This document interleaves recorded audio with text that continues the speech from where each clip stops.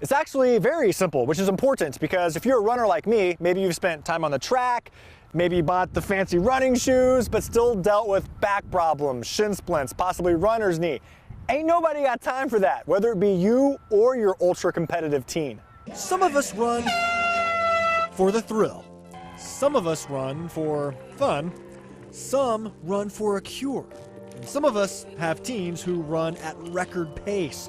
No matter who you are, if you run, there's a 70% chance you'll face an injury at some point.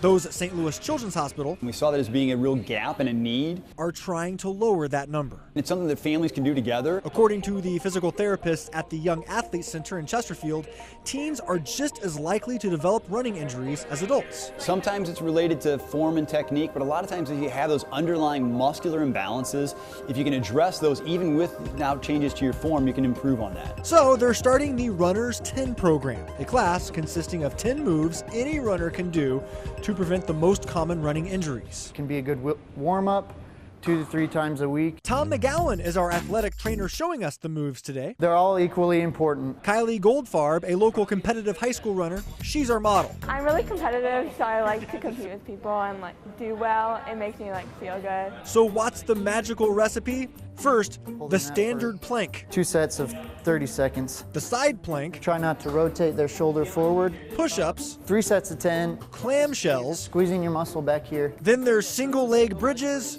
calf raises, quad stretches, lower leg stretches for the calves and shins, and even arch lifts and hamstring stretches as well, all aimed for runners aged 10 to any adult who is trying to become a healthy runner. I think it's definitely important just to stay loose and you can train better when you're feel good and you're not hurting. Josh Helmuth. If we can get them stronger and more flexible, then hopefully some of those pain problems that come up we can avoid, get them to run longer and really fall in love with the sport. 5 on your side.